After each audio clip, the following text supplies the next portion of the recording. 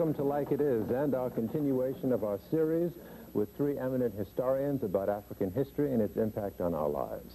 Our guests are Professor Ivan van Sertima of Rutgers University, Professor Yosef Ben-Jochannan of Cornell University, and Professor John Henrik Clarke of Hunter College. Our historic excavations will begin or continue right after these words. At a time when Europe at its very best could not produce a machine with a temperature blast in the blast furnaces of more than 1600 degrees centigrade, they found in that area where they were producing steel that there were higher population densities than there are today. Tanzania, in fact, supported comfortably certain population densities which it cannot support today. One of the things that we do not seem to understand is that colonialism in some places actually destroyed African soil. Machines were introduced that were totally inappropriate to that world and that destroyed possibilities. In Tanzania, for example, you find 4.5 million heads of cattle in the interior of Tanzania. Within a matter of a century after colonialism, all that cattle disappeared, and things were introduced that were not in Tanzania at the time, or did not take on epidemic proportions. Rinder pest, smallpox, jigger fleas, all these things were introduced under the colonial period. It is usually assumed that these diseases just took over as a result of the backwardness of Africans.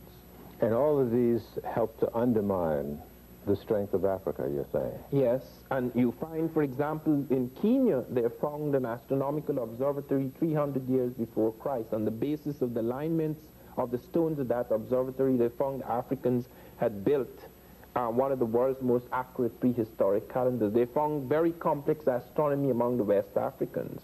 In the last program, for example, Professor Ben had been pointing out reasons for the decline and fall of the Egyptian civilization. One of the things that must be noted is that after that fall, Africa rose again in other places. That Mali Empire, for example, in the 13th and 14th centuries was quite extraordinary. The Dogon, a people among in the Mali Empire, plotted an invisible star, a white dwarf, which we, when I say we, I mean modern astronomy, only became aware of in the 20th century. They not only plotted its orbit and trajectory up to 1990. We have found that our best machines produce the same chart that they produced several centuries ago. Where is the evidence that they did plot this invisible star? Well, Griot and Deitel, two anthropologists, studied the Dogon and found after 16 years what an extraordinary knowledge they had of our, not only of our planet, but of star systems and our galaxy. They pointed out, for example, that this star which they plotted, and I have looked through a powerful telescope, I could not see it, even with that powerful telescope, because even with our best telescopes, it is only visible at certain times. So mathematics must also the mathematics is involved as well as telescopes. The Russians discovered in ancient Africa finely ground spherical crystal lenses. In the excavations they found this, and they have indicated. Where was this was found in Egypt. This was found on Anas's time, and they have indicated that the Africans were capable of making telescopes. The Dogon kept up a caravan trade with Egypt even after its decline, and could have got this knowledge and refined in it afterwards. So what we have is a story of an African people that had developed a high technology, but their humanity was such that no, I don't think it's a question of humanity. I do not believe in theories of people being more human than others. I do believe, however, and the evidence bears us out, that whereas the Africans had the opportunities to destroy European civilizations whenever they invaded Europe, where it was under the Grimaldis before the emergence of Cro-Magnon man, where it was under the Moors, when with other peoples they were in Egypt, they were in Europe, where it was under Hannibal, when even Taharqa made an excursion into a part of Europe, they found them in Spain. The European profited in all the circumstances. Never was his civilization shattered. Whereas when the Europeans invaded, they wiped out cultures.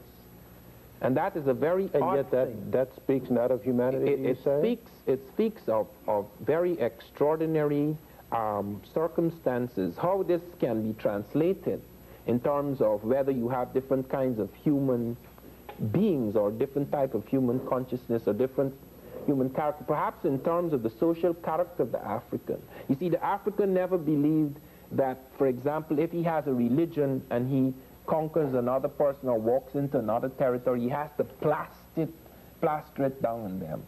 The times when these invasions were made, it was times when Europe thought, or at least she liked to think, in order to cover up, to assuage her guilty conscience, that she could say, well, look, I've come on the name of Christ, in the name of God, to save these souls, so that she, therefore, found it necessary to wipe out everything. Like, for example, in America, she destroyed all the books in America except 3. Well, did the African ever do that? They never did that Europe? because...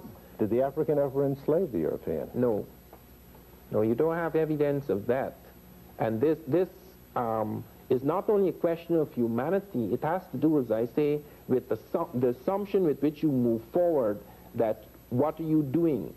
The African, for example, did not have these monolithic religions where you would go like the Arab or the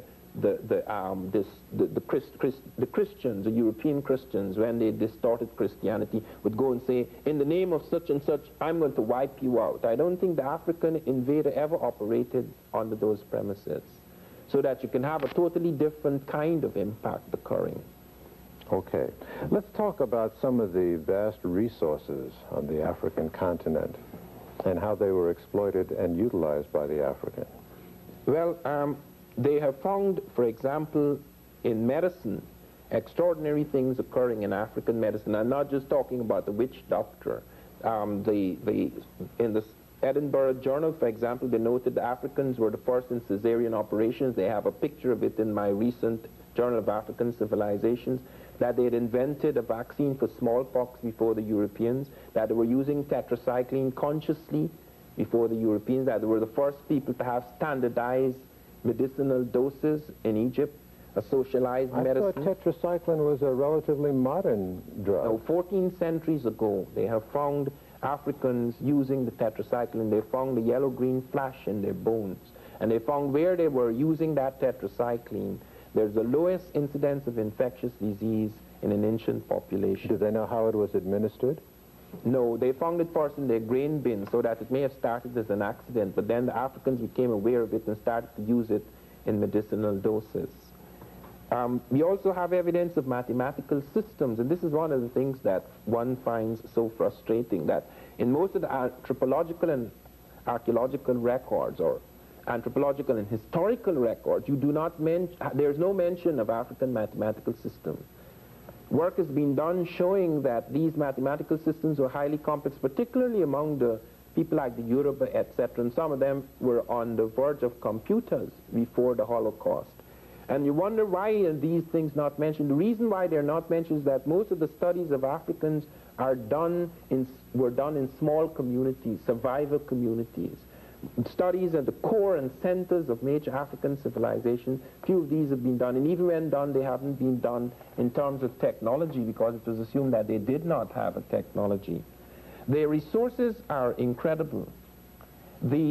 South Africa has still retained control, and in that sense, Africa has only gained the paper independence. South Africa controls the world's diamonds, the world's gold. 23 million ounces of gold are produced in South Africa a year. Zimbabwe and Ghana has only 1 million. The diamonds among the South Africans, they are the leading diamond producers in the world. Manganese, it's incredible.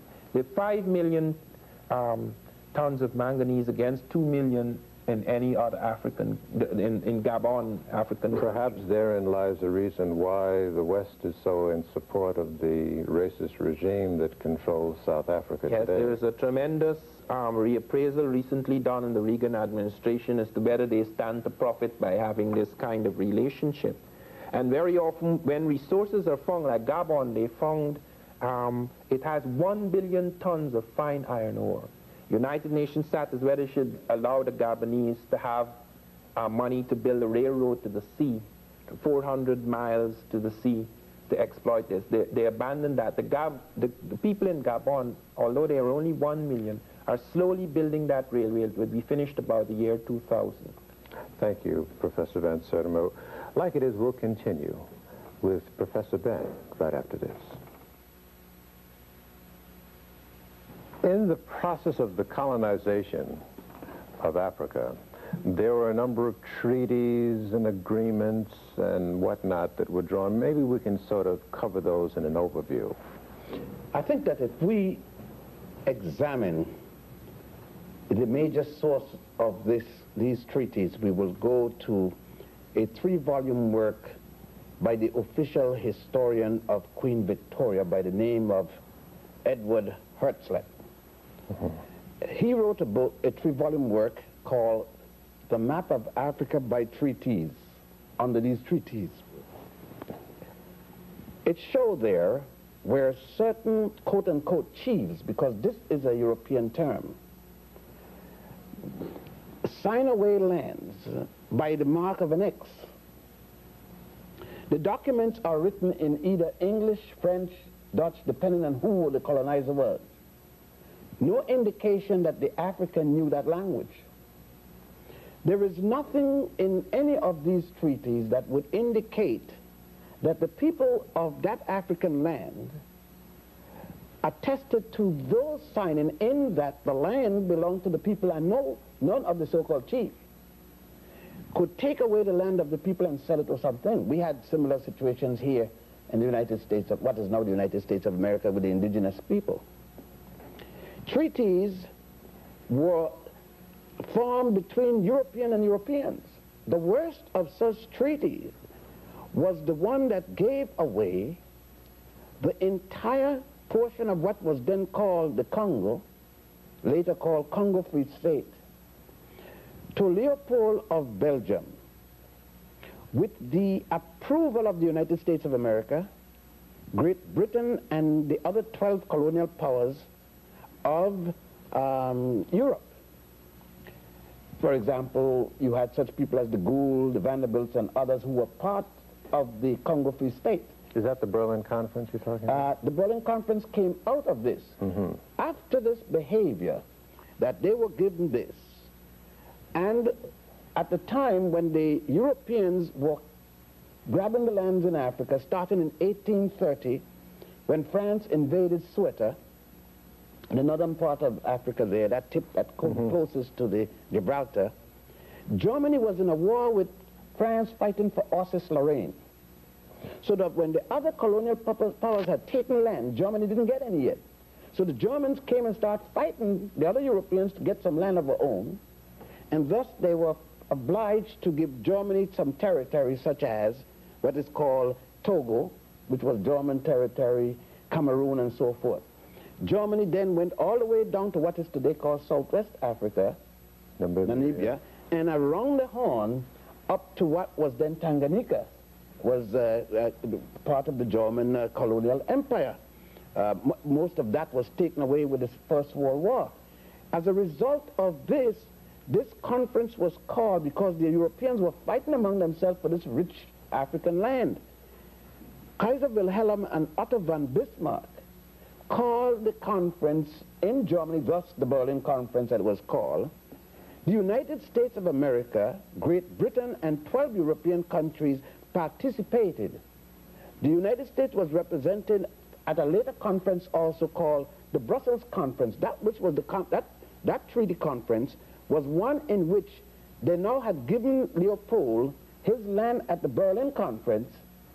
They started to encroach on Leopold because they found that they had given him what was thought to be the richest part of Africa at that time. Leopold then called a conference called the Brussels Conference.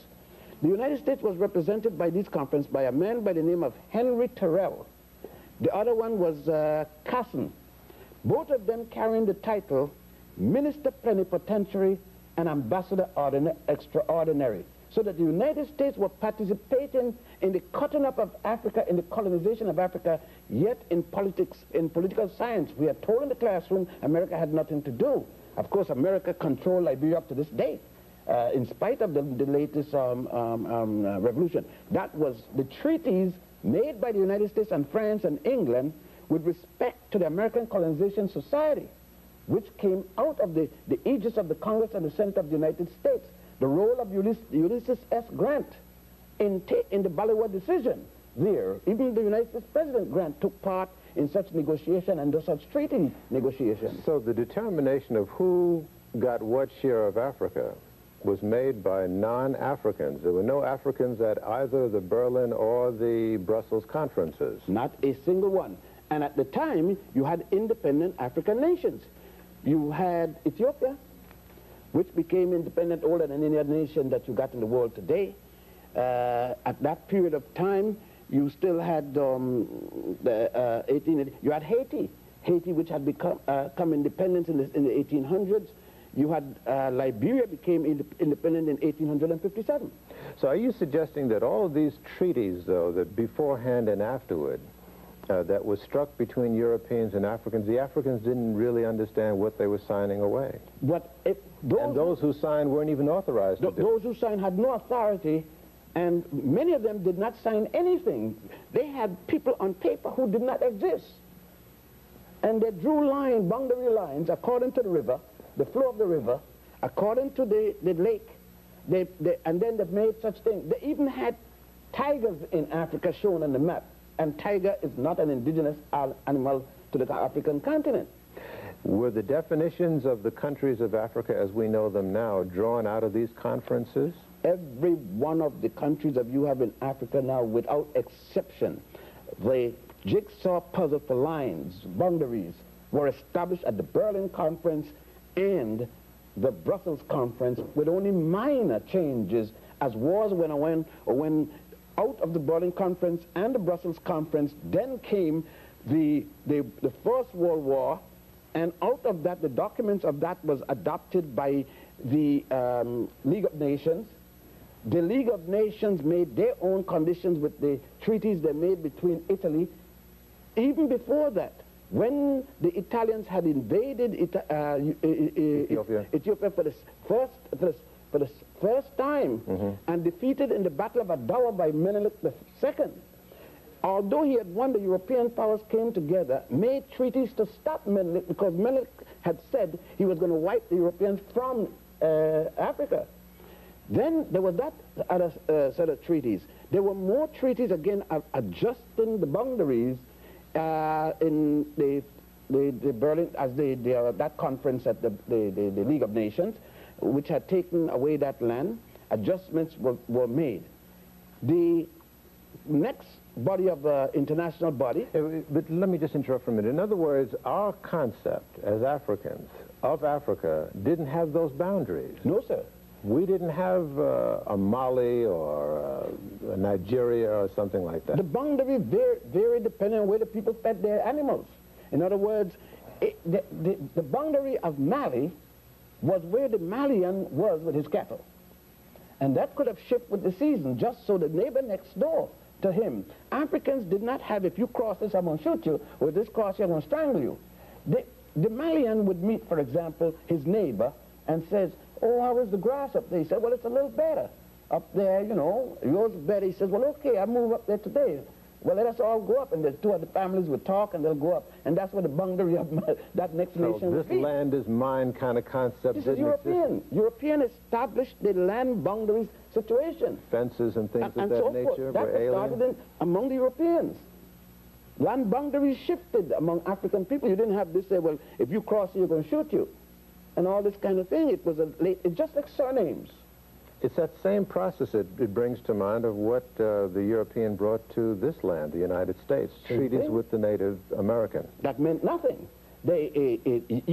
All these so-called treaties, did the indigenous people read the language? Do they know what they were signing when they did sign that X, if they in fact signed the X? How many of them knew in Louisiana that in French? How many spoke French? And the men knew what was written down there. If I tell you something that you're signing, but you can't read the language, what I told you could be quite different than what you signed, that little X. And what identification there is about an X that you could identify tomorrow that's your X and not my X, even if I signed it. And this is not something that we're saying that happened in the past. It is happening today. Right now, there are indigenous people here being moved up. In Africa, they're indigenous. In Australia, you say the same thing. The Caribbeans, the Malvinas, which is, or whatever they call it, is a good indication of how they have done it. Of course, it doesn't belong to either one. It doesn't belong to Argentina, and it certainly doesn't belong to England. But the people to whom it belonged are now since dead. You know, they've been liquidated to the last man. People are talking about Holocaust. I mean, that's a Holocaust. Nobody left. Holocaust in Tasmania, not a single person left. Now, the Holocaust in Southern Africa, Munamatapa, when this man was brought from India, Lugard, Captain Lugard, and he had exterminated Indians. Then they brought him to South Africa, Cecil John Rhodes. He liquidated millions of Africans. I would say about at least 20 to 30 million Africans with the attempt to match Cairo with the Cape. All right, let me interrupt and stop you at this moment. That leads into the discussion that awaits us with Professor Clarke. We will continue with Professor Clarke of Hunter College right after this. In portion of the preceding segment, you heard Professor Ben raise the question of the Holocaust, which seems of a Holocaust, an African Holocaust. Seldom is that word used in that particular context. We've only heard Holocaust used in a particular context. Maybe we can amplify on that. Well, our Holocaust started 500 years ago, and it's not over yet. In fact, our relationship with Europe has been a continuous Holocaust, and we have been continuously resisting that Holocaust.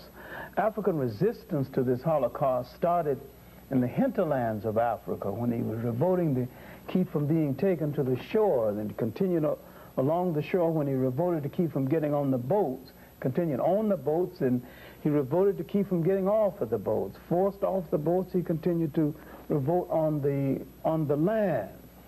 But the apex of this resistance, while coming in the 19th century, but slave revolts had started. There was a slave revolt in Cuba as early as 1525. And these slave revolts, mostly led by people called Maroons, and this is a term really means runaway. These slaves who bypassed the auction block many times and went into the hills and defied people to enslave them and found separate societies. Why the best known of these societies are in Jamaica and Haiti, but there were Maroon societies all over the so-called New World, including here in the United States. You know, I found out, Professor Clarke, that one of my ancestors were Maroons in Jamaica. Well, you're from royalty then, the fighting nobility, as I often say about my sharecropper parents in Alabama. I am from the peasant nobility. Well, from one noble to another. Good to talk to you.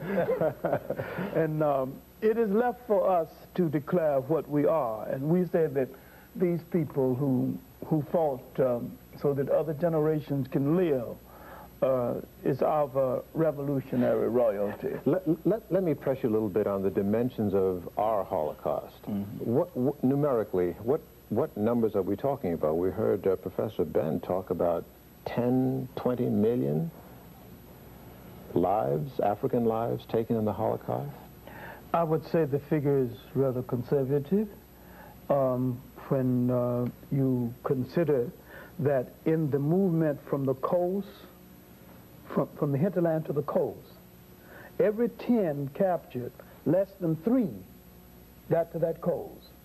And so we have now figures that's kind of lost forever from the computer. And many times, if you look at the logs of the slave ships, they might load on 300 and not make any stops. And when they finally get to the main port of debarkation, you have less than 200. So that's all, that so many went overboard, so many died of suffocation. But now, what we need to concentrate on is that fight on the land, the Maroon revolts, the different slave revolts in Haiti, Jamaica, the Babis revolt in Guyana, Professor Van Sertima's a country that there was continuous revolts all over the Caribbean area and in South America. And in South America, they not only large numbers of Africans bypassed the auction block, went into the hinterlands and found separate nations, Os Palmares and Bahia. These are separate African nations carved out in Brazil itself. And now these revolts in the Caribbean would stimulate black revolt here in the United States. But when we look at the 19th century, we have to look at the whole of the African world in revolt. The Africans in Africa began a series of wars that would last over 100 years. The Ashanti Wars, the Asante Wars, and what is now Ghana started in 1805. The last war was fought in 1901, led by a great African woman warrior, Ye Asantewaa. The Zulu Wars would last far more than that. The wars against the coming of the Europeans started in 1652 when the Europeans arrived. The last war in Southern Africa was 1906. In between our breaks, you were mentioning, in the dimension of the Holocaust, the experience of a particular group. Oh, I was talking about the Herero War in what is now Namibia, then formerly called Southwest Africa. The Germans tried to create a bastard race in this area by cohabiting with the Herero women. What they did not understand is that culturally, the Herero woman never cohabits outside of her tribe or her group, not even with another African. And traditionally, she makes every attempt to bring virginity to her wedding bed. And if she is violated before marriage, it's all one can do to keep her from committing suicide, because she has lost her womanness and have nothing to give to a man. The Germans would drive almost 60,000 of these women out in the Kalahari Desert and say, cohabit or die. And an old king, Mandume, called the Mambas and the Hereros and all the different groups together and said that, in essence, if we let this happen to our women, we are no longer men. We are proud people. We walk the earth carrying the sun on our shoulders. And if this happens to our women without our rescuing them, we are no longer men. We will have to take off the trousers and take care of the children and milk the cows and bring in the bread. And our women will no longer respect us as men. He took about 300,000 people into this war. He lost a third of them, but he rescued those women. It was the honor of that people. And I never forget his beautiful words that if we fail in this mission, we will have to put down the sun from our shoulders and the world will be in darkness.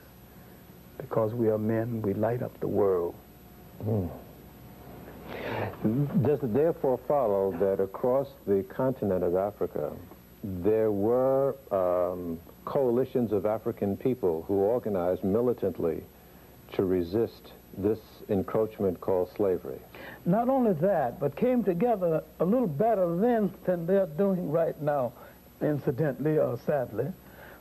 In the Sudan, there were wars stimulated by Islam, led by a man called Muhammad Ahmad, the Mahdi, the holy man.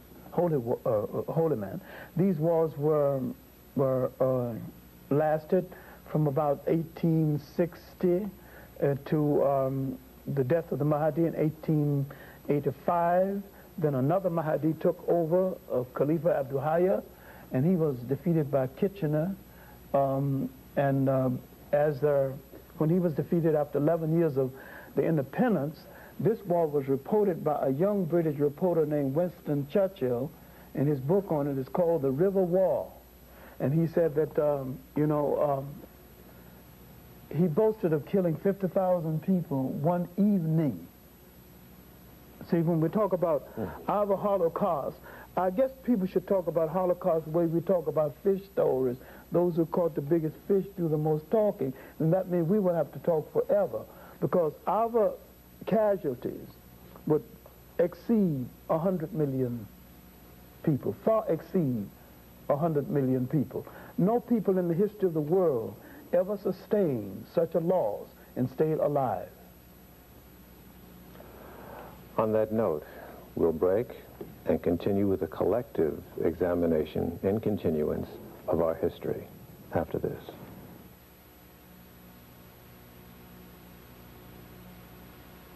To go over some of the areas that undoubtedly we weren't able to cover in the individual interviews. Let's start with you, Professor Van Sertima. Yes, there are one or two things that I want to raise. First of all, there's a different kind of Holocaust which is even more terrifying than the destruction of people. Often death can be merciful. There's a nuclear bombing of the African brain. That kind of Holocaust, the mental Holocaust that occurred, whereby many Africans who were colonized were actually had their African character almost zapped away from them, and something else planted upon their brains. Which was?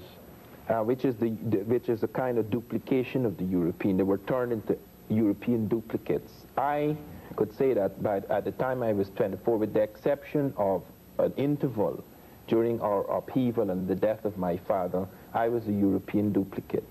I was a British duplicate. Everything that the British wanted me to think, I could enter their brain. Every reflex, every attitude, every prejudice that was native to the British Empire was in my brain. And it occupied at least 95% of my brain. It is only in later years, as one became aware of African civilizations and American civilizations, that this began to fall away. Did you love England at that time? Tremendously. I would celebrate. I mean, like now, for example, suppose I was still in the British Empire, which no longer exists except in the mind of the British, and the Falkland Islands thing was going on. I would be waiting patiently every moment to see an Argentine ship go down. This is the kind of loyalty, allegiance to the enslaver that became part of our inheritance. You sang God Save the Queen. Not only sang God Save the Queen, I felt proud that I was in an empire which was able to put everybody in their right place, including the Americans. I was very upset when I read that Americans had broken away from British rule. This is the kind of training we were given. Not a single book on Africa did I see before I was 20, not a single book. So we're talking about the evils of the colonization of the mind as well as of land and body. We're talking about the rise of the evil genius of Europe and Western racism. There wasn't enough soldiers in all Europe to hold down that vast world. They had to conquer something else other than just the physical body. They had to conquer the mind. And maybe their most tragic and dubious achievement was the convincing of so many people that they were supposed to be ruled over by these Europeans. It was one of the great propaganda miracles. What was the most effective vehicle for that propaganda? The Bible and the assumption that the European was a Christian. He never was a Christian, he never will be a Christian, and there are two things the European dares not live by. If he tried to live by them 24 hours, he is finished, and that is Christianity and democracy. Because his civilization, his way of life, his power is based on things diametrically opposed to those two things. How does the Bible help enslave the mind? I'm asking by saying that this is the will of God. There's an excellent book, good God, I haven't seen it in years though, except a Xerox copy in my library, called The Role of the Missionary in Conquest. A lot of the land was taken from the African, with the missionary going ahead of the colonizer and telling them it is the will of God that we control this land. A lot of the land, the Kenyan highlands, a lot of land in Uganda was taken over by the church. In fact, the Catholic Church had title over most of the land surface of Uganda and hasn't relinquished it completely to this very day.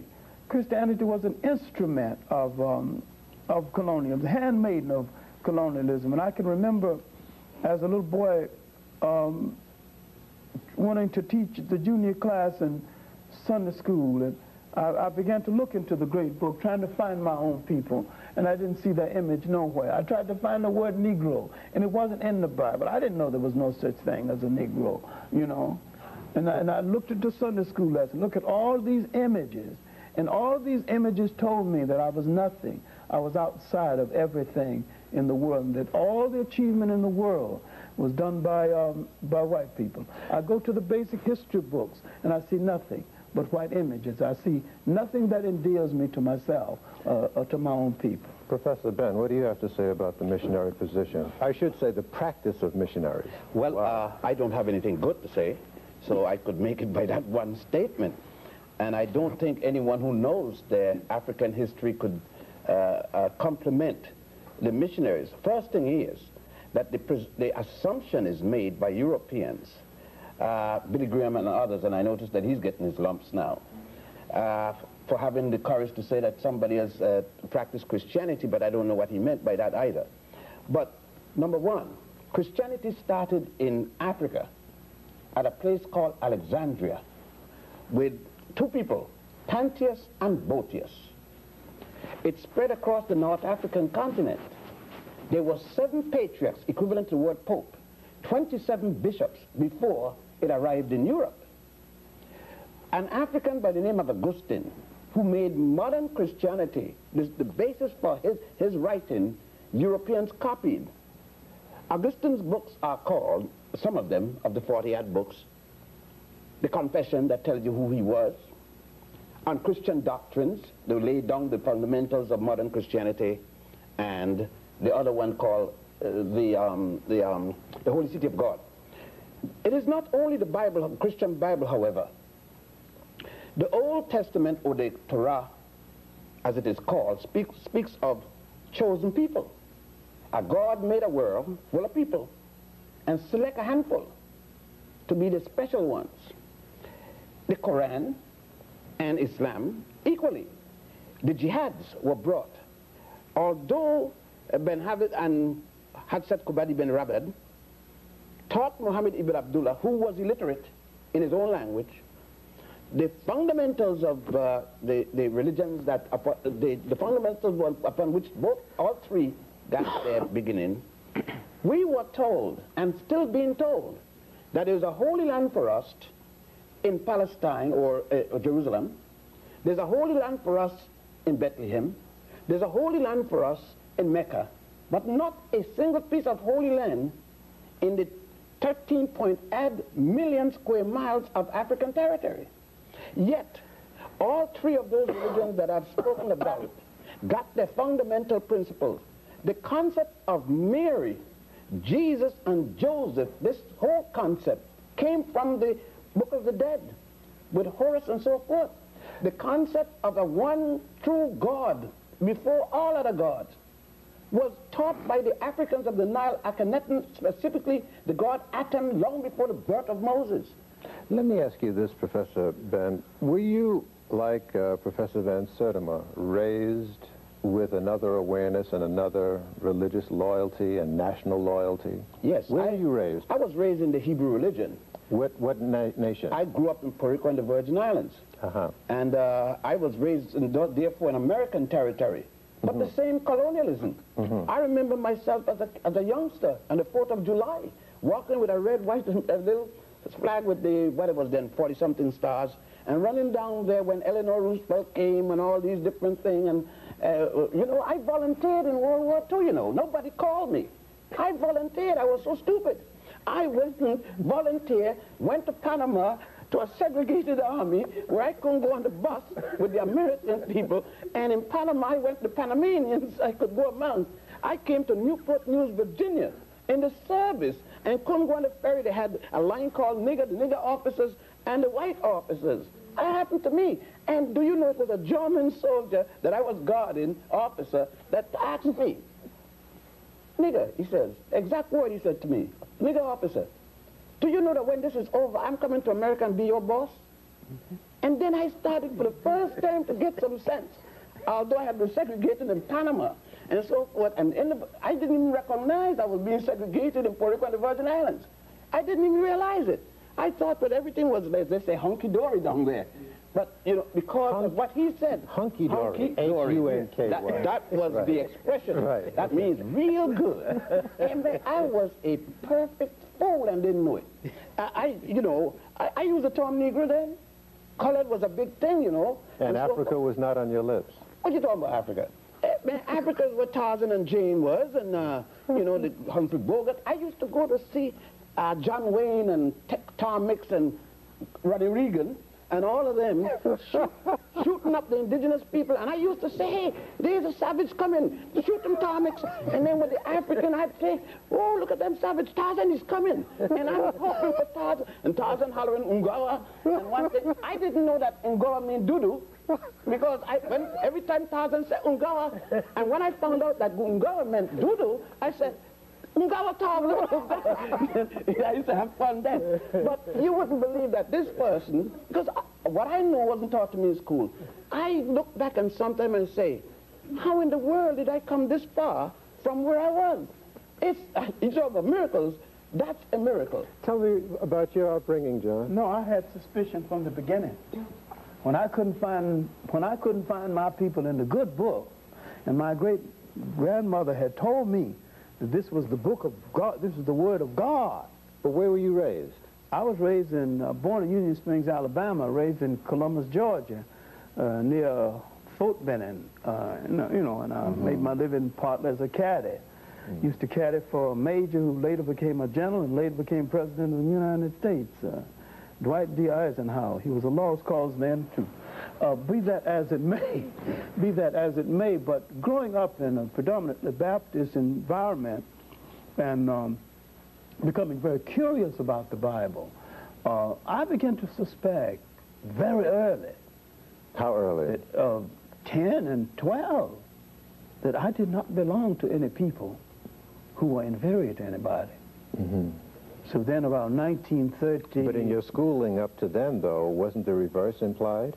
The reverse was implied, but I can say with great conviction, I never completely accepted it. Or were you going to a black school and were you getting... I was going to a black school where the teachers would sneak in black history. They could sneak it into mathematics. They could sneak it into anything. But it was in the 5th grade that I ran into a great teacher, Evelina Taylor, who was a deity to me to this day, when she saw me cutting the food and trying to get accepted by playing the food, and she called me aside and closed the door and read the riot act and told me that I'll never let you be less than your best self. You are going to get it. Gentlemen, it's obvious that we can't unveil the whole story of our history and experience in these 2 hours or 3. But maybe you can just sort of say some things to our viewers, especially young people, who are in need of some academic shaping and direction. I suspect you would all agree. What would your prescriptions to them be? Gil, let me say it this way, and I don't support system. But I think that one of the things we have to learn, in order for me, or I hope I'm speaking for two gentlemen, and this is for parents, our parents, you can't fight the teacher and learn. There's a discipline in study, and we have to learn. The damage has been done to us and still being done, but we ourselves got to take this. With all the bad things that go on in the classroom, and I went through it, you got to be able to count, you got to be able to write, you know what I mean? You got to know science. You got to be able to equate and evaluate. And you can't fight the teacher doing it. Parents can't come down to fight the teacher. Bad teacher, get them out of the neighborhood. We have to go through the principle of educating ourselves. And our parents got to do it. I'm sure your parents did it and other parents did it. There is a discipline we got to go back to. And I said that the basic thing we have to do is to stop letting the damage, what he's talking about, to continue by saying, I'm not going to the classroom because they're going to say this. You don't have, when you go to the classroom, you're going to have racism. Don't care where you go, you're going to find racism in the system. The system is racist. But you got to get in there to count, you know what I mean, to learn to read and so forth. So that you got to get that bad with the good. And lastly, don't care what degree you get in or no degree. Most of us think that degrees make us something. Degree hasn't made me anything. I was a proud man before any degree, and continue to be. A degree only gives you some ways to get in and get a better bread. But if you depend and think that that is it, and we've got to, lastly, I figure, what has happened is, if you, Gil, had taken the attitude, I made it, to hell with everybody else in Harlem or wherever, then we would not be able to express the things that we are expressing to the whole larger community. A lot of us got to stop moving away, far from the other. When we move, remember that the other one is still there. Because I must say something, and then here, and for others, is that if men like Garvey, Malcolm X, Martin Luther King, Paul Robeson, and others had moved away from us, and you notice I use Malcolm X and King. I said Garvey and Du Bois. I said Paul Robeson. What I'm doing, I'm matching people in the same society that may have differed. See, this myth about celebrating King's birthday, but not Malcolm, by asking for a holiday for King, but not Malcolm, but asking for one for Du Bois, but not Garvey. Keep us separate. We have to know that we decide who fought for us and who are our heroes. The larger society can't tell us who they are. Let me say one thing in conclusion. I feel that we have to realize that when we speak of blackness, blackness must stand for excellence as it did in early Africa. Where black, for example, among the Egyptians was the color of divinity. We must not assume, however, that merely because someone is white or European that they are monstrous because the Western European exploitation. We must not use this simply as a crutch. We have to see it in a certain perspective. It must not be considered as innate to the European, because if it is innate, there can be no change. We have to believe in the capacity for change in the world. The black man is in a terrifying situation. Largely, this is due to the European exploitation into those centuries of history.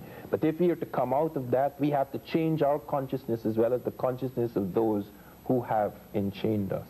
So we have to change our evaluation of our own blackness as well as our evaluation of whiteness. Yes. What I say to my students is that we have to find that compass that we can use to locate ourselves on the map of human geography. And we must find that clock that tells us our special time of day. We must know what history is supposed to do for you.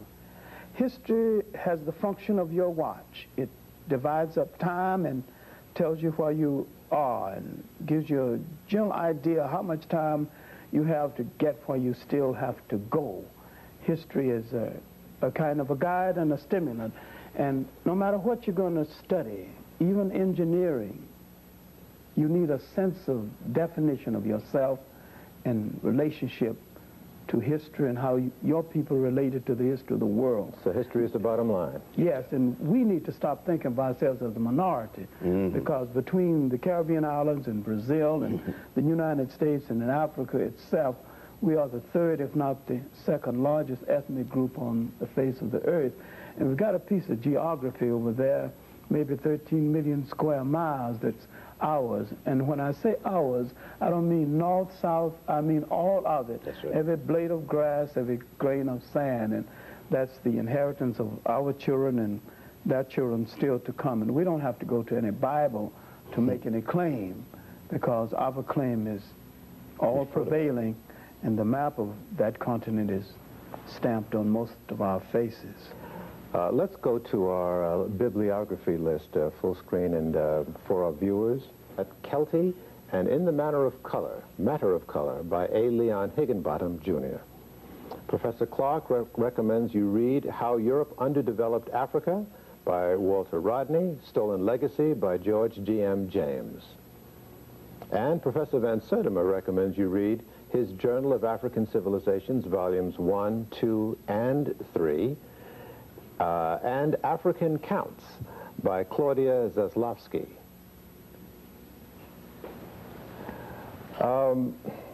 So what I seem to be getting from all of you is that you have found your particular steel, all of you, has been derived from that which you have learned, and that perhaps before that infusion of the historical metallurgy, shall we say, into your systems, you were sort of lost and unclear about who you were and what you had to do and what your role was on this planet.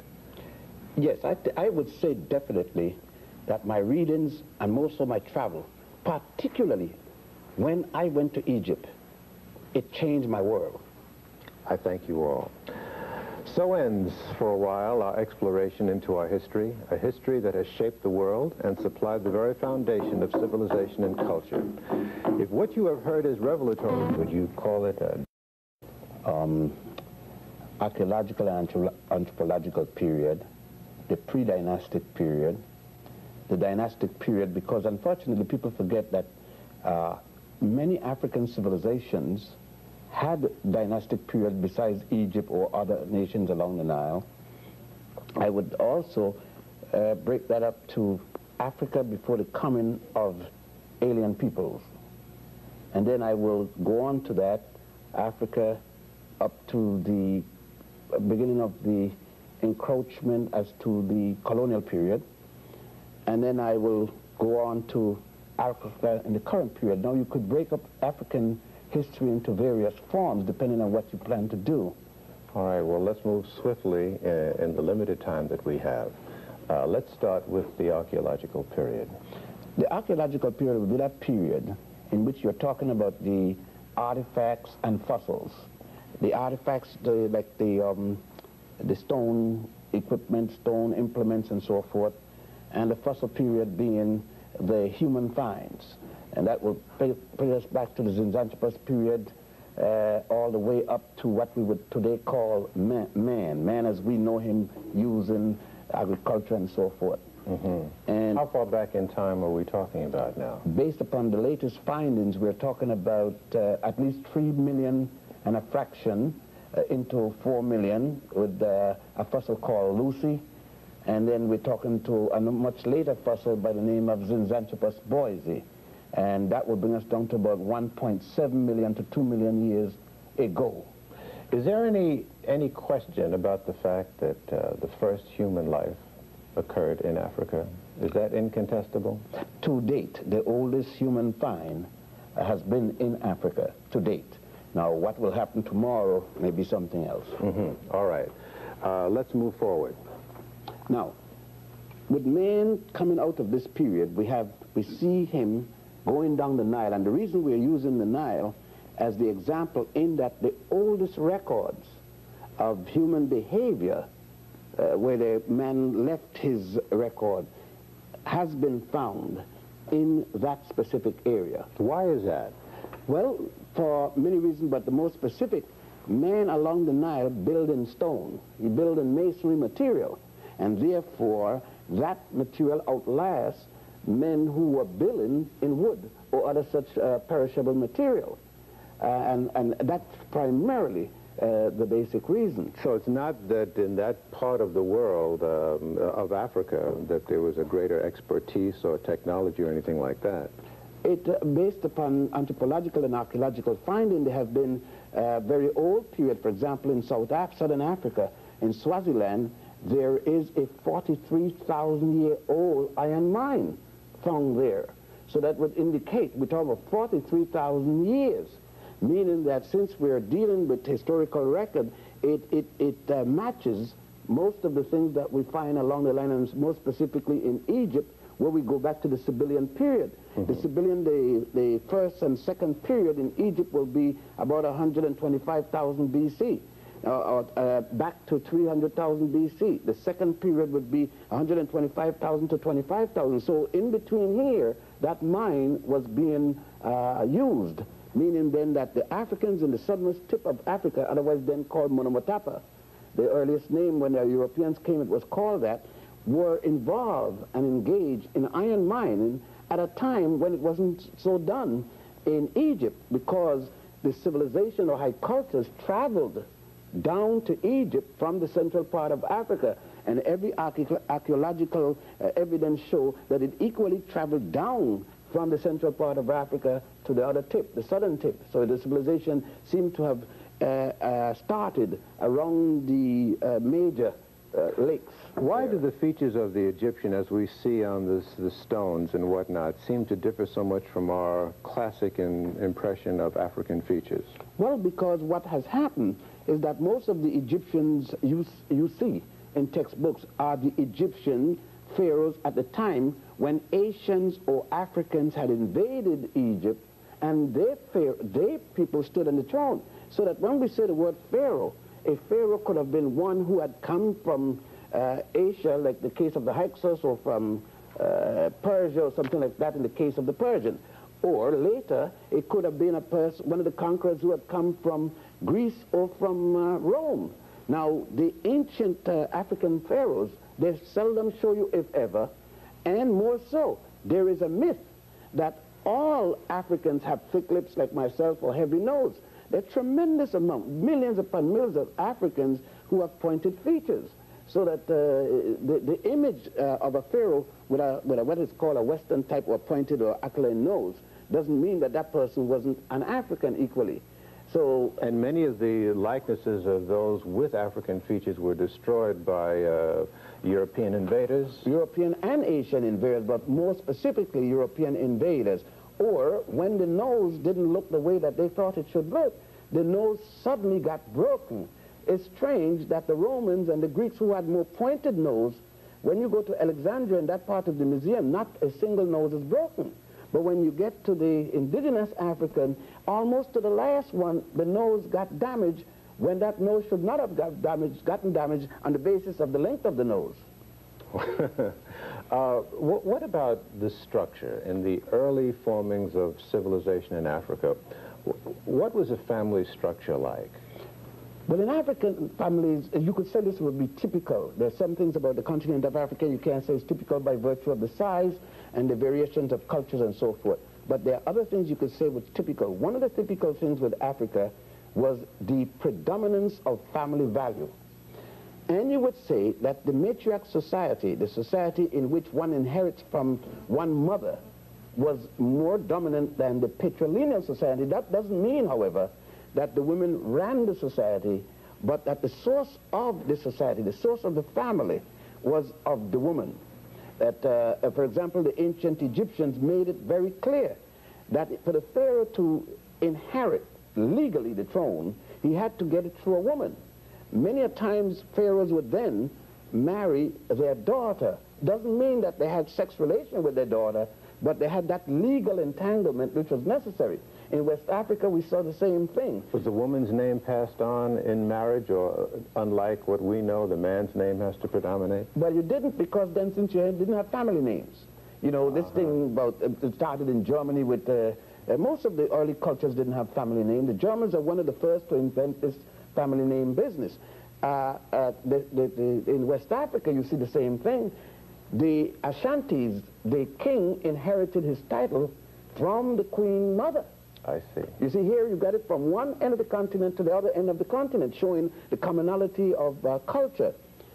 Then there was a second thing that involved there, is the interrelationship of family, clan, and village. That the individual, there was no African individual as such. Like we would say in the States, I'm an individual, I'm doing my thing. You couldn't be that type of individual. And that put me to the mind of saying something classical here, is that the myth that prostitution started from the first man and the first woman. I don't know which first man and first woman they're talking about. It's obviously not Africans. Because the African society made it so that there couldn't even be a single woman. You couldn't have a single woman living by herself. all people were attached to family. If a woman became widowed, she either went back to her own family or to her husband's family. You were always attached to someone. Therefore, most of African society started in a communal basis. One was related to one's family, immediate family, then to the clan, then to the village, then to the state. So that each individual had a combination of families one was attached to. Is that why there's not much in recorded history about disciplinary problems with the children? Sure, you can't have a disciplinary problem when all adults is over the juvenile. An adult doesn't necessarily mean 21 as against 2 or 3. Adult could be 3 as against 5, 3-year-old as against 5. It means that you bound to respect the older person than yourself.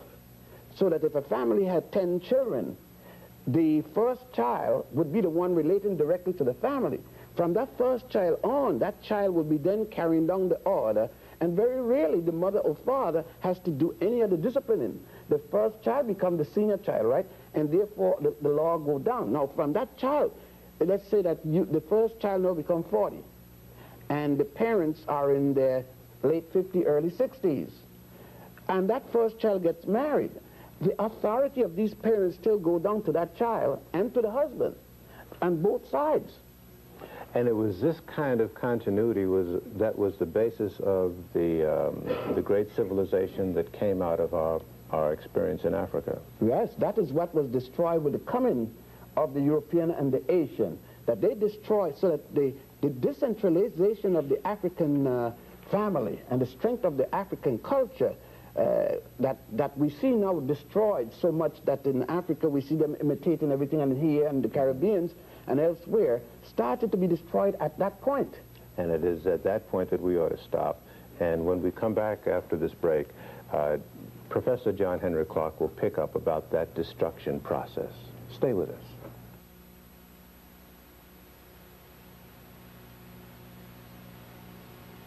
Invaders or outsiders who came into Africa, were they slavers? No, we're talking about Europe specifically right now. Mm-hmm. What we have to deal with is a little-known invasion of Africa by the Greeks, and that is the intellectual invasion by Greek scholars, 450 BC by Herodotus. And this invasion was a compliment, because Herodotus was a great reporter, and he traveled extensively within Egypt, down to what is now Ethiopia, and along the coast of what is now East Africa. Egypt, Kush, these nations had been invaded by one Asian after another for state. He described the colors of the people, the customs of the people, and he was such a good reporter, when the Africans told him something he didn't believe, he said so. Is it fair to call them invaders then? It seems like they were nonviolent. No, this was Greek curiosity that would be the preface to the invaders later on. Now, my point that I'm getting to is that the information that Herodotus brought back to Greece whetted the curiosity of other Greeks, and Alexander's teacher, Aristotle, introduced him to the works of Herodotus. And Alexander, when he invaded Africa 332 BC, had a kind of respect for Africa that no invader has had before or since. You mean Aristotle's writings and thoughts were based on an African root? Yes, and a lot of his so-called philosophy, which was more African, but we won't get into Aristotle as probably the world's first pleasurer, of almost mass pleasurer. Now, Alexander came into Africa with great respect. He wrote his mother, and he said that he had come to literally the home of Greek culture, especially our Greek religion. He tried to effect a wedding between young Greece and old Africa in decline. Now, Africans were seeing Europeans as invaders for the first time. This is 332 BC. And seeing them physically for the first time. There is nothing that happened in Africa before that that the European had anything to do with at all. And remember, when they came for the first time, they came as invaders. And except for the Alexandrian period that is marginally positive, all relationships between Africans and Europeans from that day to this day has been negative. All right, let's talk about that second intrusion or invasion. Now, the intrusion that would be aggressive would be the Punic Wars. Hannibal's father warned him of those people across that water and told him in essence, you got to take the battle to them before they bring it to you. Now, Hannibal was cautiously trying to guard that front door of Africa from a hungry Roman people. Now, the Carthaginians had good relationship with the people of Sicily. And the people of Sicily did not want to join the other Romans in a fight against Carthage. But Rome wanted the trade in the Mediterranean. They didn't want to share it. They wanted all of it. And a jealousy grew among them about the city of Carthage to the point that they greeted each other in the morning and added, Carthage must be destroyed. They opened the Senate and added, Carthage must be destroyed. They said good night to each other. They said, Carthage must be destroyed. Yes, Roman citizen, Carthage must be destroyed. And so when Hannibal got a wind of that kind of a thought process, he took the battle to them before they could bring it to him. And for a generation, that old lion held Europe at bay and saved Africa from European aggression. Finally, betrayed by two Africans, Scipio Africanus and Maecenaeus, he knew that they had not protected his right flank or his left flank, and that Roman army was coming down on him. Then he told his steward, send me the wine. And he took some dependable African poison. But there's much more to this life than that. This was probably the finest physical soldier the world has yet to know. He never asked his men to do anything that he wouldn't do. With the demise of Hannibal, what happened? That's when With the demise of Hannibal, the Romans came aggressively, destroyed the city of Carthage brick by brick, and this was the beginning of European aggression in Africa and European aggression in the rest of the world. And I maintain that the total relationship of Europe to non-European people from that day till the present day has been negative, and that they have done the world through their invasions more harm than good.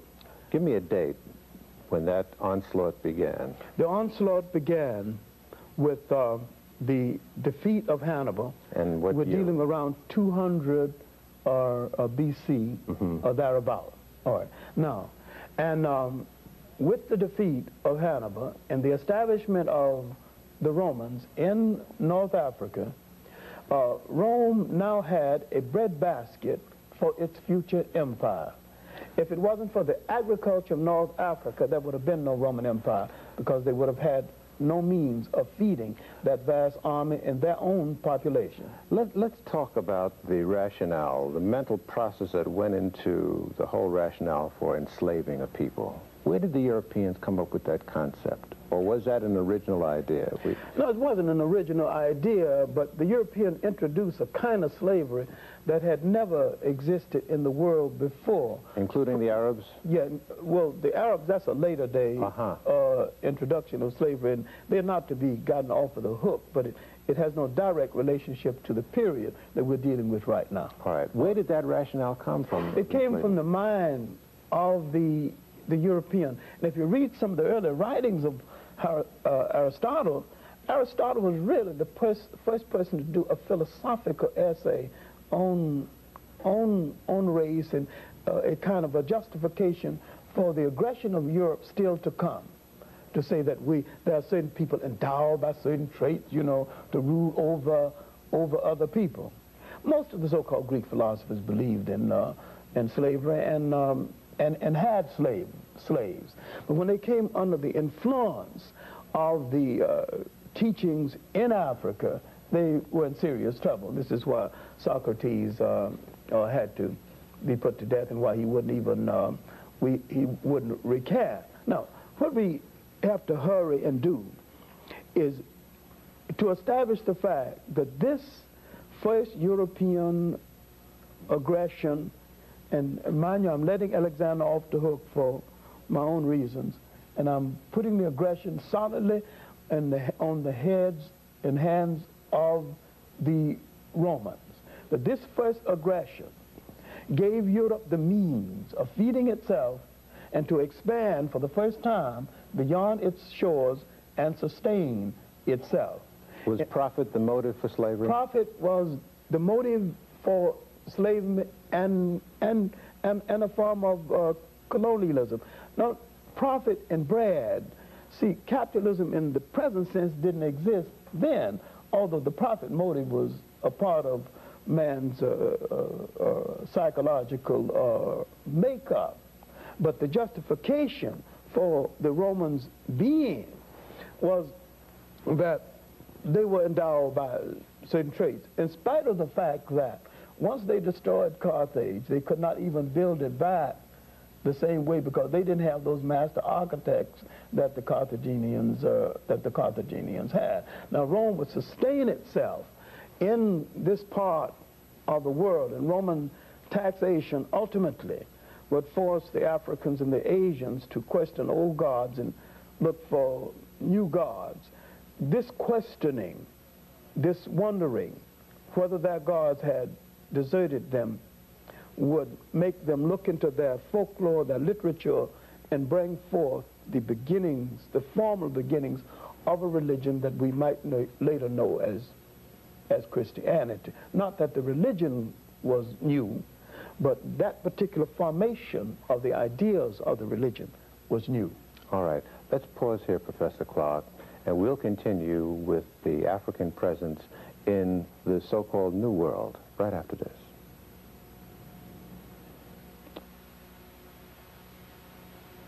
As far as the African presence in this hemisphere, was that premise for coming here economic or what? Curiosity or what? The initial movement here was an accident. How'd that happen? This happened, first of all, I must give a dating schema, because there was not just a single visit. There were several, at least half a dozen visits for which we have evidence. The very earliest is one that involves a people known as the Olmec in America, between 948 and 680 BC. We do know a date because they found a ceremonial platform, a wooden platform in the Gulf of Mexico where the Americans worshipped. They were able to carbon date it. They found 4 of a dozen stone heads with African features rooted in the wood of this carbon dated platform, and they were able to give it a dating of 814 plus or minus 134 BC. Now that is a very interesting date indeed, because that is a time when something very unusual was happening in the old world in Africa. A war was going on, both a hot and cold war, which lasted a very long time, between the powers of Asia under the Assyrians and the Egypto-Nubians. I say Egypto-Nubian because Nubia and Egypt were linked in that period, very strongly linked in fact, because the Nubians had, from about the 22nd dynasty, they were involved with Libyan powers in Middle Egypt, and then they moved up and took control of Egypt from the Mediterranean right down to Khartoum and beyond. And in this period, the military and commercial navies were moving west of the Mediterranean towards the Atlantic. They normally were not involved in the Atlantic. The Egyptian navies and the Phoenicians, who were very much involved with Egyptians, carried a lot of trade into the Pacific. We even have Egyptian hieroglyphs found in early Hawaii. But in this period, the Asiatic routes, sea routes, were blocked by the Asiatics. Yes. They blocked off the Egyptian sea routes. As a consequence, a great deal of the metal trade, the search for... But how would you get from the Mediterranean to the Pacific, though? No, they had the Red Sea and other routes and they went into the Indian Ocean and various things. Oh, I see. Okay, so they had trading, Egypt had trading in other parts of the world, but in this particular period, while they had trade in the Western Mediterranean, this particular period became tremendously intensified. We even have evidence around 800 BC of Phoenician ships up in near the British Isles. They're trading in tin. Tin was critical to Egypt because that was the Bronze Age, and tin and copper were critical to the making of bronze. And you have a lot of movement in that area west of the Mediterranean. Now, there seems to have been an accident involving at least 7 ships. The Native Americans record black-skinned people coming in 7 wooden caves on the water from the east. And they do record this, and lots of people are not aware of it. You mean they got lost at sea, or? They got lost at sea. All so-called discoveries of America were initially accidents. Columbus had no intention of coming here. He got lost at sea. He was going towards India, as he thought. He struck out for the latitude of Japan, hoping to land in India. Even in the case of 1500, where Alvarez Cabral came to South America, he had no intention of coming here. He was lost at sea. Is it not true, though, that Africans, in their mathematical endeavors, concluded that the world was round and that there was land beyond the horizon, and that it was not an accident that they came to this hemisphere? They concluded that the world was round. Just as much later, Columbus concluded that the world was round. But knowing that the world doesn't that imply then that... No, it does not. No? It does not. Knowing that the world is round does not imply a landmass here. That is the reason why Columbus, when he landed here, thought he was in Asia. Because you would not know where the landmass is. This could have been Asia. That's why, in fact, it was called India. It wasn't called America. But just to pin you a little bit down to this, was the African lost at sea, the African mariner lost at sea and was blown across the Atlantic? Yes. Or did he or she set out deliberately? No, he did not set out deliberately in this voyage. There are voyages in which the Africans set out deliberately to come to America. We know of 2 such voyages. We know, for example, in the case of the Mandingo in 1310 and 1311, where the Africans were convinced there was a landmass in the south and set out deliberately. A whole fleet was fitted out for that. And when that fleet did not return, one of their kings, Abubakar II, actually set out as a commander of the fleet and moved into this area. We also have evidence in the late pre-Columbian, that is around 1450 AD, we have evidence where Africans not only deliberately came, but came back. And we have African things found in America as well as American things found in Africa as evidence of a trading going on in that time. What was the nature of the African contact with the people who were indigenous to the land here? Well, it depends on the period. In the case of the Olmec period, which is the pre-Christian period, which is the 948 to 680 BC, we have evidence that some very extraordinary things begin to happen that coincide with the stone heads with African features, which are found in the Gulf of Mexico at the terminus of currents coming from Africa. Now, one very important thing to understand is that there are 3 major currents that take things from Africa. They are so powerful, these currents, that it's like a gravitational field. The oceanic current. You cannot escape coming to America once you are caught 100 miles off the African coast and enter either the current off the Cape Verde, off the Senegambia coast, or off the southern coast of Africa. You have to come here, unless you're caught by the fish. It's inevitable. And in fact, I do remember when I was a boy, when I was about 11 years old, I lived most of my early boyhood was spent on a river, the Essequibo River, which opens out onto the Atlantic. And Where is that? What country is this that? is in South America, Guyana. Yes. I was caught in one of the currents that the Africans call a river in the middle of the sea. It's quite different from normal currents. If you're caught in a normal current, you could dive beneath the current. But in this current, it is like a whole new river pulling you out of the river. And I screamed my head off because I was 7 miles from coast. I'd fallen asleep on a raft. I spent lots of times in the rivers. And nobody could hear me because I was too far until the current, which was taking me into the Atlantic, came across a place called Callao Island.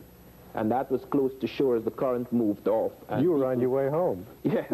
Or back home. Well, the fish would have got me in this particular case, Well, I'm one never afraid. knows. But I was picked up by a speedboat. But this has happened several times from Africa. We found several things in the American world that are African. I want specifically to touch on the Olmec, because there Was they that have presence found... peaceful here in this hemisphere? Yes, with the exception, we have one instance where we have battles between the Africans and the Americans off Quaricua, where they found that the Africans were fighting. They had a settlement and they were fighting with Native Americans. But in the case of the Olmec, where they made their most tremendous impact, the evidence is that it was a peaceful affair, that the Olmec incorporated them into their priest caste. They found the skeletons of Africans, 13.5% among the ruling class in America in that period, that pre-Christian period, where Zinski, the Polish skull expert, showed that it was a high percentage, and even 200 years later, it was only low, like 4.5%, but not among the common people, among the ruling class. They were incorporated. In this return voyage process that you described using these currents, were any Native Americans brought back to the African continent? Yes, we have evidence of a Native American village in North Africa.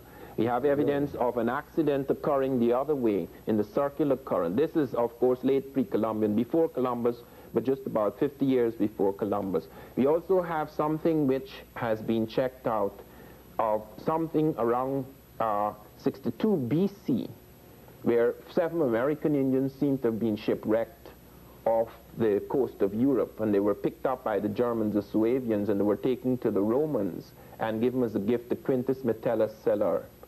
And we have, they came in an osier boat Mason's osier. But they also found the American pineapple in the ruins of Pompeii, which could have been brought in by those shipwrecks. Okay, let's stop here, Professor Van Sertima. Let's take another break, and then we'll continue with a collective look at African history right after this.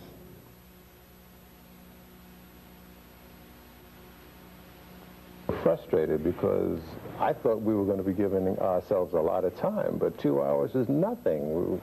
We haven't covered a lot of ground.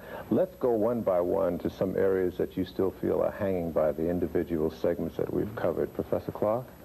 I'd like to go back to that first European presence in Africa and what happened to it. The European, especially the Roman, tax collection and exploitation forced the Africans, part of the Asians too, to pull from their history and their folklore and a new religion. This was the formal religion that the Europeans would distort later on and called Christianity. And as this religion got underway, the Romans did not take it too seriously. They didn't expect much to come out of it, and after a while they began to entertain themselves on Saturday evenings by killing Christians, and that the Romans literally killed Christians for almost 150 years before strategically and for political reasons they adapted this religion. And because it had become very popular among the Europeans of that day. But something else had happened, because the European has a paranoia about being ruled by other people. When he adopted the religion, then the European declared war on the African Christians for control of the church. Now the fight was for control. And when they formalized it at the conference at Nicaea, about 325 A.D., when they formalized the religion, when that degenerate Constantine adopted the religion and made it the official religion of the Roman Empire, he did this for political reasons, and it was been for political reasons ever since then. Why you call him a degenerate? Because he was a degenerate, really. The man was unspeakable, degenerate. With naked women hanging around the court and, fornicating all over the place, and then he switching from one to the other until these people called the Essens sold him on this religion. In fact, Catholicism was set in motion by Constantine, a degenerate, and Protestantism was set in motion by Henry VIII, another degenerate. That's hard, but I stand by it as a teacher of history. I stand by the word degenerate as applied to those two men in relationship to the religion. But that's not the point I'm getting to. No, I was just... The main point that I'm getting to is that the assumption was that Christianity would hasten the decline of the Roman Empire, would halt the decline of the Roman Empire. But it hurried the decline of the Roman Empire, because this religion did not fit the temperament of the Europeans then, does not fit that temperament now.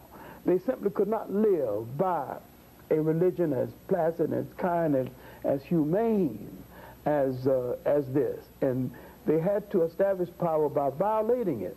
But about 600 or thereabout, the management of the church had so disgraced the religion until the people in this area began to ask some serious questions again, and a camel driver, who later to emerge as the Prophet Muhammad, first asked for reform. Failing to get reform, he asked for the making of a new religion. And with the help of Zayd bin Harith and Bilal, two Ethiopians, he brought Islam into being. And Islam, as a military force, pushed the Europeans back into Europe, and they would not emerge until the 15th and the 16th century as a power threat to the rest of the world again. Professor Ben, what was there in the African character that allowed this invasion process to take place? I don't think we could say it's allow, because the point is this, that what had happened, the Greeks coming and the Romans coming into ancient Africa was the last phase of ancient Africa. We have to look at the fact that as early as 1675 BC, which would put the Africans in their 13th dynastic period, may I state that the period of time I'm speaking about now, there is no Adam and Eve. The Adam and Eve theory is introduced into the world by the Hebrews, or Haribu. The first of the Haribu, or Hebrews, is Abraham. He isn't born until that same 13th dynasty, meaning then there is no Judaism, thus there is no Christianity, thus there is no Islam. Yet the Africans along the Nile had already religion, the worship of the god Ptah, P-T-A-H. Subsequent to that, the worship of the god Amun-Ra, the worship of Amun-Ra's son Osiris, and so forth, and Osiris's son Horus. The fundamental laws of behavior, of morality, of ethics, long before the 10 Commandments, these 10 Commandments coming from these laws, called the negative confessions. And now, in that 13th dynasty, for the first time a non-African people would come in there. Most of the major things that you have in Africa are already constructed. The major pyramids. What I am saying, before there was an Adam and Eve mentioned anyway, the pyramids that you see at Giza were already constructed. That's in the 4th dynasty. The pyramid of Saqqara, the step pyramid, was already constructed in the 3rd dynasty. Now, those people who were the first to come in as conquerors were Asians, not Europeans. They came in 1675, calling themselves Hyksos under the leadership of a man called Salatis. They were eventually forced out by the Thutmosis and others, Hatshepsut, etc., Thutmosis' daughter. The next thrust of Asian invaders, not people that was asked to come in with weaponry, they came in and under the Assyrians. When? That would be in 714. At the time when they came in, the Africans from Ethiopia was ruling Egypt, called the Ethiopians were ruling.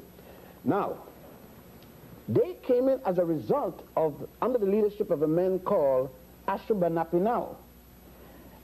They were repulsed, these Asians from Assyria, repulsed. And then came another group of Asians, the Persians, now called Iranians. The Persians came in under Cambyses, who was replaced by Darius in 525. But the Persians were so bad in terms of their behavior to the Africans there in the delta. All of this is happening in the delta. They are not penetrated upwards in the southern part of Egypt, which is up. See? Down is north and up is south because of the terrain. Now, they were so willful, destroying everything they could find because they didn't know what to do with billet. It wasn't their culture. The Africans then, for the first time, are going to get in trouble with cleavage. They negotiated with the Greeks because color question isn't here yet. Because the Persians were giving help to the Greeks also. So the Greeks were allowed to come in group, now we're talking about 525, to help with the Africans against the Persians. When the Persians were defeated, the Greeks decided not to go because where they're going back to? They're now in the land of honey. So they're not going to leave honey to go back. They said to the, well, look now, you're weak because you've been fighting the Persians so long. We're stronger than you. We're not going. And so the Greeks remain there. This is how they get to stay. But subsequently, from that time, by the way, to now, to this very day, only one African have ruled over Egypt. A man by the name of Naguib, Muhammad Naguib, born in Egypt of Sudanese parents, both mother and father, the one that Nasser them withdrew after he defeated Farouk. Now, but it was after the Greeks were defeated by the Romans, then the Romans came in, and then caused the Byzantium period. And you're saying at that time Africa was in decline? Oh, it's been in decline from the time the Persians came. But that's my point. What was causing this decline? It's like anything else. You get to a point where there's nothing else you feel that anyone else could offer. You got careless. And then people come in and take you up. You let people in. You train them about what you're doing, most of what you're doing. They become a fifth column within the system. And they undermine. And they undermine. We're about the only people who come 40 million or so in a nation within a nation that doesn't undermine. Because we have been co-opted so well. See, if the ancient Africans should have taken their books, their religious books, and brainwashed everybody in there, like the Africans are now brainwashed everywhere else. And then we would have supported the system against our interests. But they didn't do that. They could not, because at the time, they even called these people ignoble people, people uncouth. And they went about to shall I say, civilize them. But the same people that civilized, Professor Clarke used a term, the guests, they invited the guests and they became the dinner for the guests. And so, but this is the whole thing. We must understand, I think too, the culture of the African, you know, Gil, if you got a home, you got your wife, your family, and you have a certain behavior pattern that you don't mistreat little children, you don't do this and that, and someone comes in, knock down your wife, take over your house. He's a dead man. He's a dead man today. But in those days, you didn't know. You believed that when you saw that man, you saw a man who come in with the same moral values that you have. You have no other point of reference that this can be. You don't know that this man gonna rape your wife because nobody rapes people in your place. You don't even have a word for rape. So when the man come in and rape your wife, you stand. You says, what kind of behavior is this? Do you see what I'm saying? So when the Africans saw the Asians and Europeans coming at that particular time, he knew that they had enough land. Even in the Jewish Bible, it says, the Torah, in the book of Genesis, the Jewish first book, that when the Hebrews came in, when Abraham and his family came in, they gave him some of the best land. It was a cultural thing.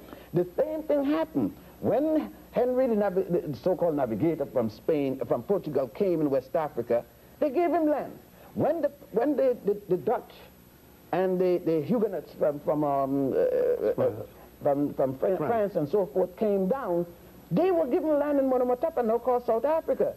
Given land. They were given, even women, they were shared because they needed women, these men. Is there any record outside of Hannibal of Africans being aggressive on other soil to colonize or... Yeah. Unfortunately, yes.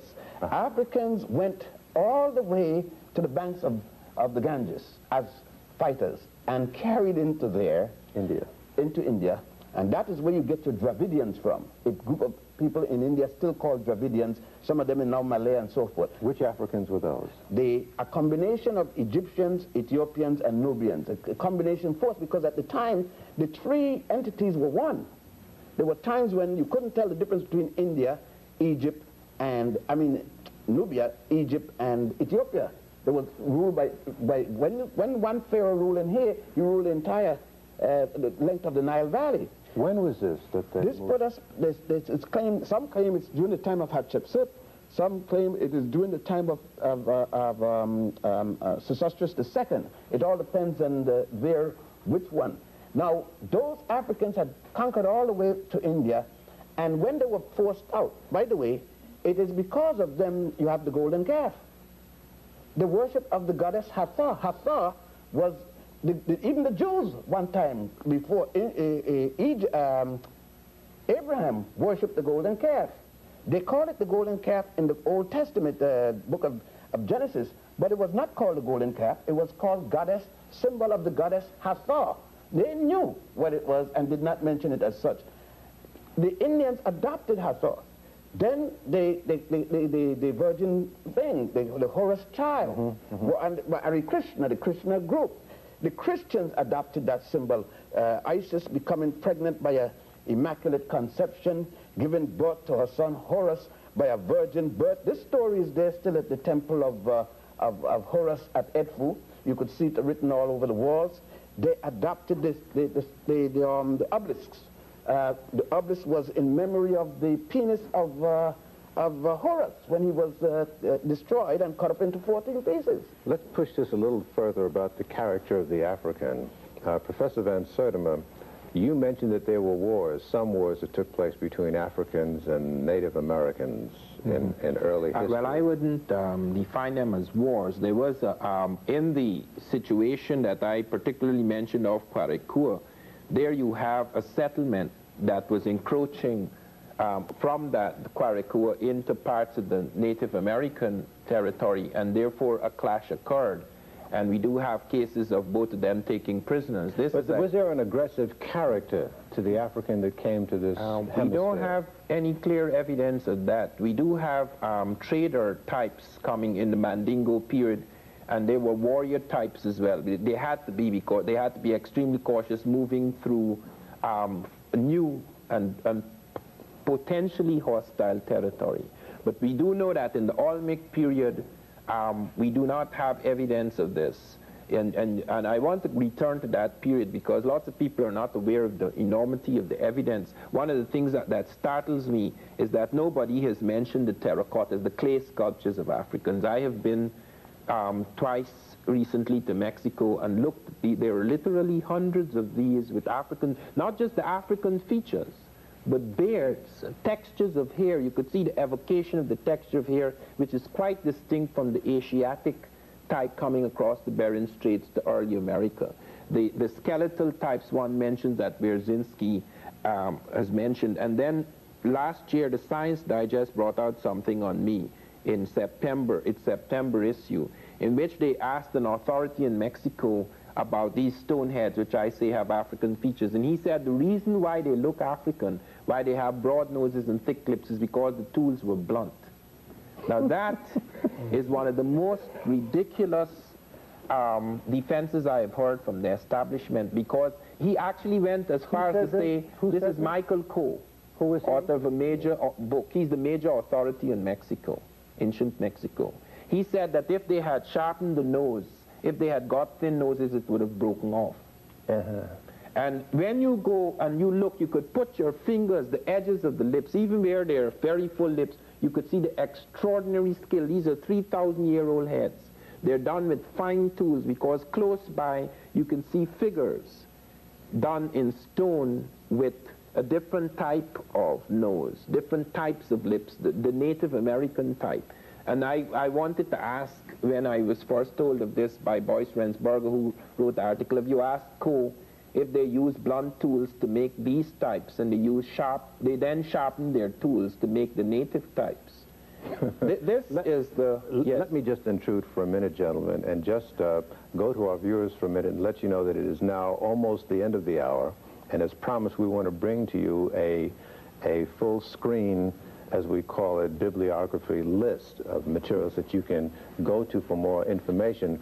From Dr. Ben, he recommends that you read The Destruction of Black Civilization by Chancellor Williams, African Origins of Civilization by Chek Diop, World's Great Men of Color by J.A. Rogers, and Black Men of the Nile and Family by Professor Ben-Jochannan himself. Professor Clarke recommends that you read African Glory by J.C. DeGraff Johnson, Capitalism and Slavery by Eric Williams, Before the Mayflower by Lerone Bennett, and Slave Trade and Slavery by John Henrik Clarke and Vincent Harding. And Professor Van Sertima recommends that you read Africa and the Discovery of America by Leo Weiner, or is it Wiener? Wiener. Wiener. Unexpected Faces by Alex von Warthenau. Ancient Egyptians and Chinese in America. And Chinese in America, yes, by R. Jarasboy, excuse me. And They Came Before Columbus by Ivan Van Sertima. Mark that well, and if you want more information, I know we're going to get swamped. I hate to make this offer, but I've got to do it in the interest of your interest. If you want us to give you that bibliography, write us and let us know, and we'll supply it for you. In the few moments that we have remaining, what then are we saying in the broad canopy that we've only really skated across about the whole involvement of the African character on this planet? It has tended to be, for the most part, as I can delineate from you, non-aggressive. And humane. And more than just... How would you respond to somebody, though, who would say, no, that's a racist statement, and you're... No, it's not a racist statement. It's an honest statement. And the victims of racism have a difficult time being racist. And I wish somebody would remember that, you know. When the victim responds to racism and responds to the negative attitude toward his own people, he's not racist.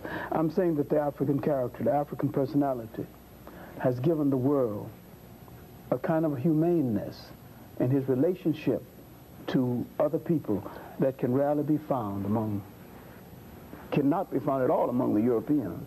That's it for this hour. We will continue with the final chapter next week. Be sure to tune in. We'll catch you then. Thanks for joining us.